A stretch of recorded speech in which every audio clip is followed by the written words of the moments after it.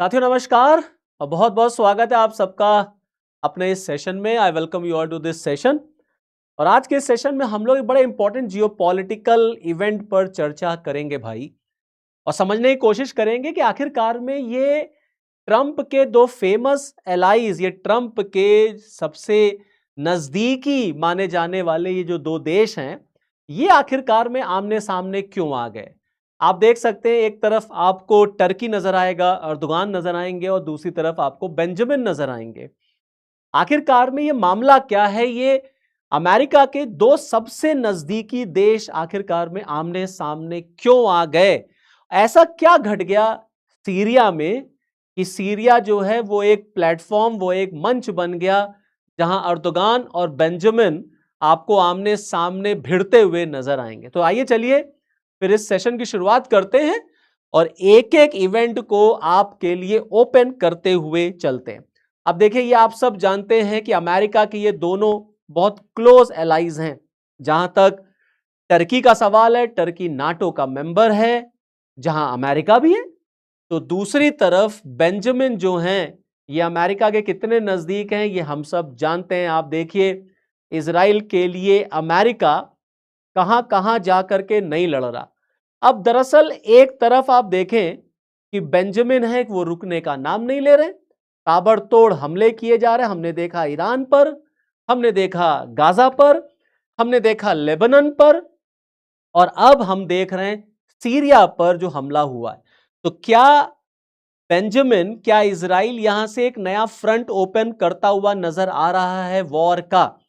क्या middle east में अब हम इजराइल और टर्की के बीच युद्ध होता हुआ देखेंगे? क्योंकि एक तरफ दुनिया ये चिल्ला चिल्ला के कह रही है कि भैया इजराइल को रोको, the world must stop Israel. तमाम देश इजराइल को रोकने की बात कर रहे हैं, लेकिन कोई ऐसी पावर नहीं है जो इजराइल को रोक सके, क्योंकि इजराइल के पीछे अमेरिका खड़ा है, यह हम सब जानते हैं।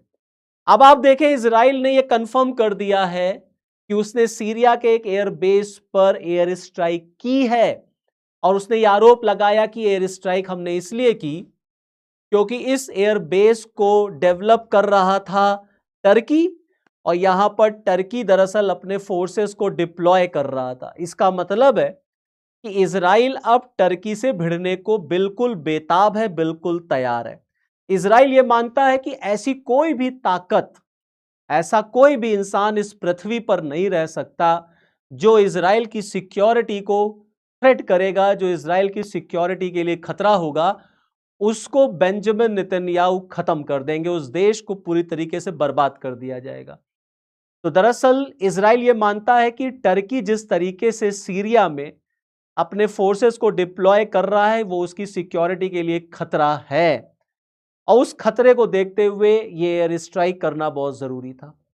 तो दूसरी तरफ टर्की ने इन सारे आरोपों को खारिज किया है। टर्की ने कहा, यार हम कोई एयरबेस बना ही नहीं रहे, हमारा कोई भी सीरिया में मिलिट्री विजिट नहीं हुआ था। लेकिन इजराइल इस बारे में, इस बात को मानने को बिल्कुल भी तैयार नहीं है। वो ये मानता है कि टर्की कहीं ना कहीं इजराइल के अगेंस्ट सीरिया में आकर के वो अपने एयरबेस बना रहा है। अब क्वेश्चन ये उठता है कि टर्की सीरिया में एयरबेस क्यों बना रहा है, जो आरोप इजराइल लगा रहा है। तो ये जब आप वीडियो पूरा अंत तक देखेंगे ना, तो आपको बहुत सारी चीजें समझ में आएंगी कि आखिरकार में कैसे मिडिल ईस्ट में डोमिनेंस की लड़ाई चल रही। देखिए, मैंने अपने कई लास्ट वीडियोस में ये बताया, इस बात का जिक्र किया है कि दरअसल ये जो मिडिल ईस्ट में है इशू, ये दरअसल वर्चस्व की लड़ाई है। और इस वर्चस्व की लड़ाई में ये सबसे इंपॉर्टेंट लड़ाई है कि मुस्लिम जगत को, मुस्लिम दुनिया को कौन लीड करेगा। टर्की अपने ऑटोमन एम्पायर की बात करता है, सऊदी अरेबिया अपनी बात करता है, ईरान अपनी बात करता है, पाकिस्तान अपनी बात करता है। तो ये सारे मुस्लिम कंट्रीज जो हैं वो आपको इजराइल के अगेंस्ट एक होते हुए नजर आएंगे, लेकिन ऊपरी तरह से, अंदर से नहीं। क्योंकि अंदर से कई ऐसे मुस्लिम देश हैं जैसे यूएई, वो तो खुल के इजराइल के साथ है, वो तो अब्राहम अकॉर्ड का मेंबर है। तो दरअसल टर्की सीरिया में अपना बेस बिल्कुल बनाना चाहता है, इसमें कोई दो राय नहीं है, क्योंकि इस समय सीरिया के जो राष्ट्रपति हैं अहमद अल शरा, वो दरअसल टर्की के इंटेलिजेंस के ही आदमी हैं। मैं आगे अभी आपको इसको भी समझाऊंगा। तो आप जरा मैप पर देख लीजिए, स्क्रीन पर आप सब देख रहे होंगे, आपको सीरिया नजर आ रहा होगा, और सीरिया का बॉर्डर बनता है इराक से, सीरिया का बॉर्डर बनता है टर्की से, सीरिया का बॉर्डर बनता है लेबनान से, जॉर्डन से और इजराइल से। ओके, इजराइल ने लेबनान पर अभी हमला किया ही हुआ है, लेबनान पर उसका हमला चल ही रहा है। तब तक इजराइल ने हमला कर दिया सीरिया के नॉर्थ वेस्ट पार्ट पर। सीरिया का नॉर्थ वेस्ट पार्ट मतलब कि एलिपोपो की मैं बात कर रहा हूं, आप स्क्रीन पर एलिपोपो देख सकते हैं। यहां पर दरअसल एक एयरबेस, बहुत दिनों से बहुत पुराना एयरबेस था, उसको रीबिल्ड करने की बातचीत चल रही थी, और ये एयरबेस जो है वो टर्की से मात्र 70 किलोमीटर की दूरी पर है। और ये बात भी निकल के आ रही है कि वाकई में टर्की जो है वो इस एयरबेस को डेवलप करना चाह रहा था, क्योंकि टर्की का सीरिया में इन्वॉल्वमेंट पाया जाता है। अब ये बात भैया इजराइल की इंटेलिजेंस एजेंसी मोसाद को पता चल गया, और मोसाद को पता चला तो इसका मतलब है कि वो व्यक्ति, वो संस्था, वो देश जो है वो अब नहीं रहेगा। जैसे ही मोसाद को पता चला, सीरिया के ऊपर इजराइल का हमला होता हुआ हमने देखा। अब आइए जरा हम आपको बात बता दें, जो एक और लेटेस्ट न्यूज सीरिया से निकल करके आई है। देखिए, यूनाइटेड नेशन एटॉमिक एजेंसी ने यह कंफर्म किया है कि सीरिया में न्यूक्लियर मटेरियल मिला है, वो भी कई सेवरल टन्स का। तो क्या अब यह माना जाए कि सीरिया जो है वो न्यूक्लियर वेपन्स की तरफ बढ़ रहा था? और क्या अब अमेरिका सीरिया पे हमला करेगा? क्योंकि अमेरिका ने ईरान पे हमला किया था यही कहते हुए कि वहां पर nuclear weapons, nuclear Arsenal's Iran जो है वो अचीव करना चाहता है। तो ये सीरिया में इतना several tons of nuclear material क्या कर रहा था?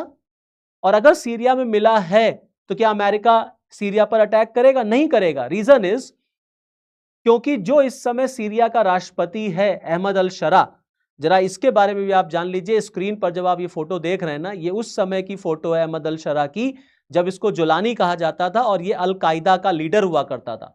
अल कायदा एक आतंकवादी संगठन था, मतलब ये भी एक आतंकवादी था, और ये अमेरिका का मोस्ट वांटेड आतंकवादी था। लेकिन आप देखिए, जियो पॉलिटिकल सिनेरियो इतनी तेजी से बदलते हैं कि जिस व्यक्ति को अमेरिका का मोस्ट वांटेड माना जाता था, इसी व्यक्ति को ट्रंप ने सीरिया में बिठाया और इस व्यक्ति को व्हाइट हाउस में बुलाया गया। जब यह व्यक्ति अलकायदा का लीडर हुआ करता था, देखिए इसके ऊपर $10 मिलियन का रिवॉर्ड तक था, और तब इसका नाम मोहम्मद अल जलवानी जवलानी या जुलानी हुआ करता था। और आज ये व्यक्ति जो है अहमद अल शरा बना हुआ है। और जब ये व्यक्ति टर्की में आया, जब ये व्यक्ति सीरिया में आया, तो टर्की ने इसके साथ अपने रिलेशंस को बिल्डअप करना शुरू किया। जैसे ही अहमद अल शरा टर्की का सीरिया का राष्ट्रपति बना, टर्की के इंटेलिजेंस ऑफिसर्स इससे जाकर के मिले। इसीलिए मैं बार बार कह रहा हूं कि ये अहमद अल शरा जो है ये टर्की के इंटेलिजेंस का आदमी है। अब मैं आता हूं उस बारे में, उस बात पर कि आखिरकार में ये जो टर्की है ये सीरिया में अपना बेस क्यों बनाना चाहता है। देखिए, जिस तरीके से इस पूरे मिडिल ईस्ट को आप देखेंगे ना, यहां टर्की एक डोमिनेंस की लड़ाई लड़ रहा है। दरअसल टर्की अपने आप को उसी ऑटोमन एम्पायर में फिर से देखना चाहता है, जो खलीफा का शासन कभी ऑटोमन एम्पायर का शासन होता था। ये जो आप मेडिटेरेनियन सी देख रहे हैं, यहां पर टर्की की राइवलरी चलती है साइप्रस से और ग्रीस से। अगर टर्की सीरिया में अपना बेस बना लेता है तो वहां से साइप्रस बहुत नजदीक हो जाएगा, और साइप्रस पर हमला करना बड़ा आसान हो जाएगा टर्की के लिए। तो कुल मिलाकर के टर्की दरअसल सीरिया को यूज करना चाहता है अपने साइप्रस और ग्रीस के अगेंस्ट। आप समझिए बात को, कितना बड़ा खेल यहां पर चल रहा है। अब देखिए, हम आपको बात बता दें, अभी कुछ दिन पहले 7 अगस्त को एक संस्था बनी थी भैया, जिसको कहा गया इस्लामिक नाटो। और इस्लामिक नाटो में सऊदी, टर्की और पाकिस्तान आए। अब इजराइल ने तो सीरिया पे हमला कर दिया, वो सीरिया पे हमला एयरबेस पे हमला है, और उस एयरबेस को कौन बना रहा? उस एयरबेस को बना रहा था टर्की। तो अगर सीरिया के ऊपर इजराइल का ये हमला हुआ है, तो यानी कि ये इनडायरेक्टली टर्की पे हमला हुआ है। तो क्या अब इस्लामिक नाटो के मेंबर्स इजराइल के अगेंस्ट उतरेंगे? आपको इजराइल के अगेंस्ट क्या ये लोग लड़ते हुए नजर आएंगे? मैं आपको दावे के साथ बताता हूं, इनमें से कोई नहीं आएगा। इनमें से कोई नहीं आएगा। इनमें से किसी की इतनी हिम्मत है ही नहीं कि वो इजराइल के अगेंस्ट तीनों मिल करके इजराइल पर अटैक कर सके। ये खेल चल रहा है, आप समझ लीजिए। अब आप देखिए, ये जो पूरा खेल है जो मैंने आपको बताया, ये दरअसल वर्चस्व की लड़ाई है। वर्चस्व की लड़ाई टर्की, सऊदी, ईरान, यूएई, इन सारे मुस्लिम कंट्रीज में है। और जब बात आती है वर्चस्व की, तो टर्की दरअसल बार बार ऑटोमन एम्पायर की बात करता है। वो बार बार कहता है कि मेरा एक सपना है कि मुझे अपने ऑटोमन एम्पायर को फिर से स्टैब्लिश करना है, मुझे फिर से जेरूसलम चाहिए, मुझे फिर से जो है वो खलीफा का शासन चाहिए। इसीलिए आप देखेंगे टर्की को सीरिया से लेकर के तमाम मिडिल ईस्ट कंट्रीज के साथ टर्की लगातार अपने मिलिट्री पैक्ट्स, मिलिट्री अलायंसेस आपको बनाता हुआ नजर आएगा। और जब आप बात करते हैं ऑटोमन एम्पायर की, तो उसमें जेरूसलम आ जाता है। तो बार बार टर्की की तरफ से जेरूसलम को लेकर के बयानबाजी की जाती है कि जेरूसलम इजराइल को आजाद कर देना चाहिए, क्योंकि जेरूसलम जो है वो ऑटोमन एम्पायर का पार्ट था और ऑटोमन एम्पायर फिर से हमें बनाना है। अब यहीं पर बात आती है इजराइल की। इजराइल बार बार टर्की को कहता है ये सपना देखना तुम भूल जाओ, वो दिन चले गए। अब कभी भी ऑटोमन एम्पायर, कभी भी खलीफा का शासन नहीं आ सकता। इसीलिए आप स्क्रीन पर देख सकते हैं इजराइल के मिनिस्टर ऑफ कल्चर का बयान है, the Turks will end up in a worse situation than Iran. जितनी बुरी मार ईरान को पड़ी है, उससे कहीं ज्यादा बुरी मार जो है वो टर्क्स को पड़ेगी, मतलब टर्की को पड़ेगी। And Turk should be treated as a hostile state. Israel Turkey को अपना एक दुश्मन राष्ट्र मानता है। स्क्रीन पर मैं फिर आपको एक बयान दिखाना चाहता हूं। आप देखिए, इजराइल की तरफ से कहा गया कि भैया टर्की तुम भूल जाओ कि तुमको कभी भी जेरूसलम मिल पाएगा, क्योंकि जेरूसलम की आजादी टर्की बार बार चाहता है। टर्की बार बार कहता है लिबरेट जेरूसलम। और बेंजामिन की तरफ से अर्दोगान को डिक्टेटर तक कहा गया कि ये एंटी सेमेटिक डिक्टेटर है, मतलब ये इजराइलियों के अगेंस्ट है, ये ज्यूस के अगेंस्ट है, ये मानवता के अगेंस्ट है, मतलब एक डिक्टेटर है।